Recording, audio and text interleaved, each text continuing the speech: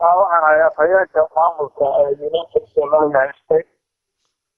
Engineer Amin Ahmed Said waxaan waxnoo warayaan maamul ayaa la sameeyey marka hore fikirka soo saarta madaxweynaha fikradiisa iyo wadadii jeedinayna waxay soo jiiteen beelo badan oo reer Somaliland ah marka maamulka hadda wuxuu marayaa meel fiican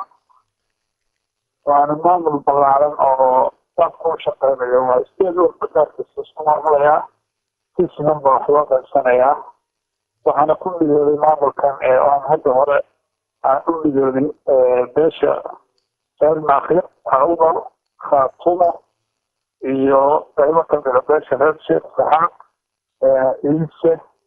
iyo Galooyo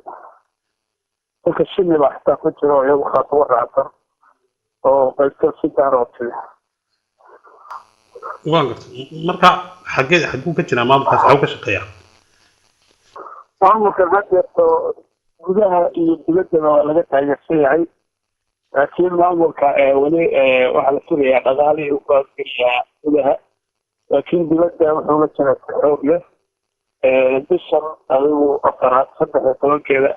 shirki ugu horeeyay baa waxa lagu qabanayaa magaalada London shirkaas waxaa soo iman doonaa dad badan oo maamulka taageersan maamulkuna waa Somaliland la wada leeyahay oo sida oo markii Somaliland gudaheeda meel dhigto ka tahay dowladda Soomaaliya oo hala laga furayo afaya marka yaa wada hawshiisna maamulkana hawshiisa yaa wada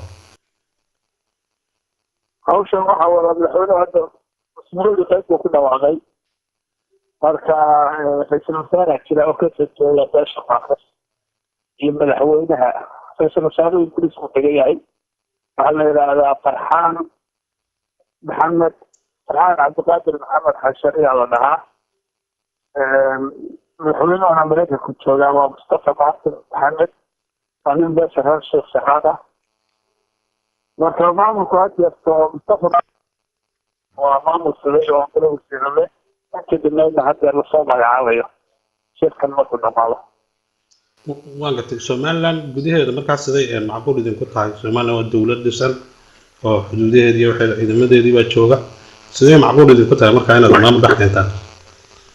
wallahi Somaliland waa wada degan yahay ciidankana waa ciidan la wadaago marka dee hadda anaga beelaha jira ka maqlaan Somaliland ilaa 9 magaalo si beesha Soomaaliya kale in ka mid ah hargeysa loo sii loo magacaabo beesha loo baahan laba dhinac loo sii loo magacaabo marka beesha hartimarna Somaliland fikirkeeda ma qaadan beesha koodi hadda kana waxa dhacday beelihii ku heshiiyey inay maamul Somaliland leeyihiin oo qaran iyo wax noocaas ka tagay iyo hadda isku dhacay marka hadda sheekadu waa ka beddelan tahay Somaliland hore marka waxay noqonaysaa nin walba deegaankiisa inuu isagu tashado meesha uu shaqeeyo kala deegaanka ciidamada gacanta ku haysto iyaga u gacanta ku haya dowladana iyaga u balada rabay Amin Engineer Amin soo ku jira mas'uuliyiin ka tirsan oo dowladda Somaliland ku jira oo ka soo jeeda deegaamada sheegayso matala wajira musaddiq waxaan maqlaayay hadda musaddiq markana habara wal barraacsanaa familkiisa ka mid ah barraacsan fikirka maamulkan waa ka duwan yahay kan taagaanta hadda ay u bixiyeen marka dal cid kasta ku soo fiiraysa waana maamul weyn jaanayana wasingalaana hadda waxaan u maleynayaa nin wasiirka shaqada laga dhigay jira oo hadda ka horna dadka ka dhexmidha oo isaga shaqada tayarkiisa ninkaasi wuxuu qaban karaa iska waa shakhsina waxa ka weyn beesha waan gartay ma la oran karaa waxa dabada ka riixaya arrintiina dowladda federaalka dowladda federaalka xiriir wanaagsan baa la leenahay waxaan rabnaa marka anagu maamulkayga caadi u dhisano maamul loo yahay oo noqdo inaan dowladda Soomaaliya la gorgortano dee wixii aan xaq u yeelano inaan qaadano anagu qadiyadii hore jirtay Somaliland isku yaqaaneen qaran anagu taa awal baa weligeed kama noqon hadda ka hor baan ka mid noqon lahayn marka maamulkan waxyaalaha lagu soo jiitay waa inuu yahay maamul la wada leeyahay sidoo walba gaarkiisa isku maamulayo si siman wax loo qaybsanayo dowladda soomaaliyana waa hadal lala furayo annagoo dhan oo midaysan. marka xaggee doonaysaa inaad timaadaan oo ah maamulkiinu ka shaqeeya maamulka hadda taalo caasimadiisa waa gobolka Sanaag Ceergaabo weeyaan.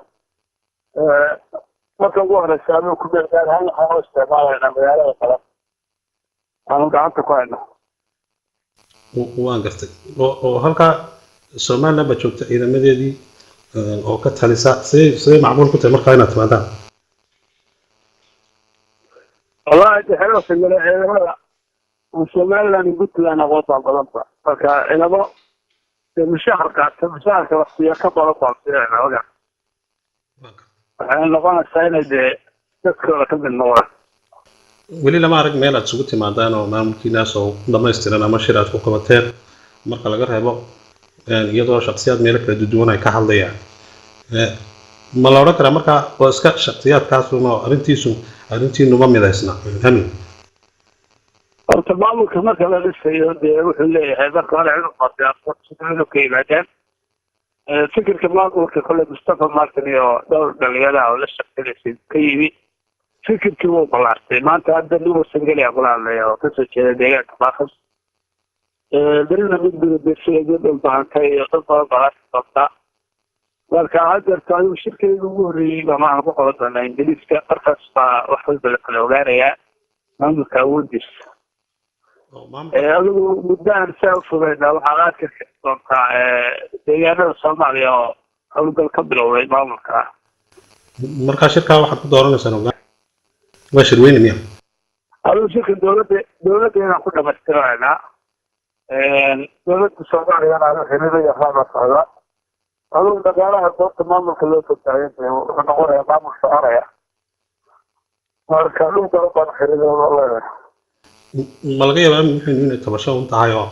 أو دوني سان سمان لأن هذا الشو إذا كان شو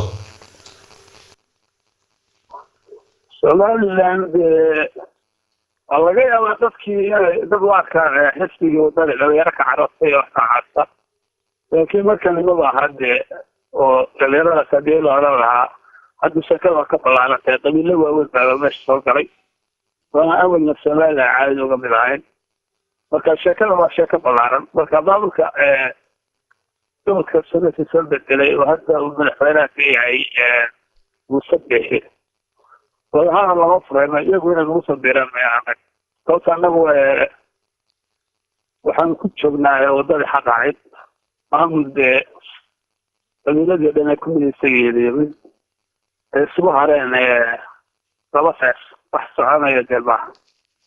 إذا أمم علينا هنا كبيرة ما حد قلت هذا مركب ما لبره رسول كبيرة وحن أمم علينا هذا ساعة مصري خبرت علينا يجي بس ما مكاد البلد كاو شيئا طلبه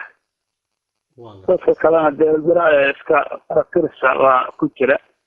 وكانوا لنا وكبت لنا وسوي وين دور هر دور تسيعي فكر كان كنت تهلك بين كل صعوبة فكر كلا بالبلاشن برضه قصة هذا هورا أول ما حتى دور الحر المنصة السمعية وكبيرة ما كان قرشين فيه أنا قلت له واحد ويا دولة لندن يحيي والسودان أول بلد دعك يحيي في غرض الله وده من عندنا دعك كمان لأن أنا ما كنت سعودي عد كستوى عد كشيء وحياة الرجال كسرين ويانا السودان لأن حكم معمول بعيد شو هذا وده كلام ركيس سلم ليرادو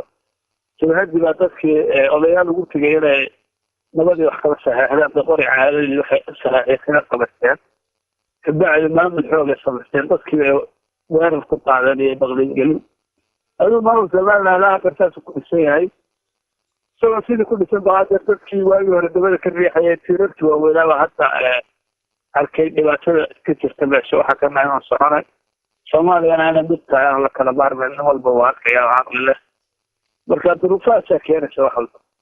شنو حوي سامانا دحد جلسان وشان وانا سامانا دحد باوك في الجلد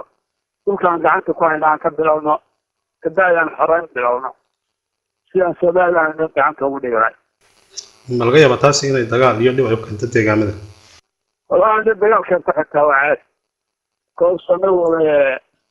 waxa noqonaysa nin deegaanka xaraysanaya oo la rabo awal baa anaga waa la iska qaaya sheegtay annagaan ka mid ahaan Soomaaliland marka duruuftu waxay keenaysaa si kastoo wax lagu xallin karo inaanu samayno tallaabada goormaad ku dhaqaaqaysaa markaas adigu tallaabada sida ugu dhaqsaama shirkana kala dowladeed gudaha ayaa laga taageeri doonaa shirarka waa ka bilaabi doona gudaha kabacdi madaxda dhanna way guuraysaa qof qurbaan kasoo qalqaynaya ma jiro wadankii waa laisugu tegay waan gartay aad baad umahadsantahay afhayeen kaas waxaa afhayeenka maamulka Somaliland United oo ka hadlaya halka maamulkooda arrimood marayaan aad baad umahadsantahay Injineer Amiin Cabdiraxmaan Saciid ما صرت وري خبر بعد ذلك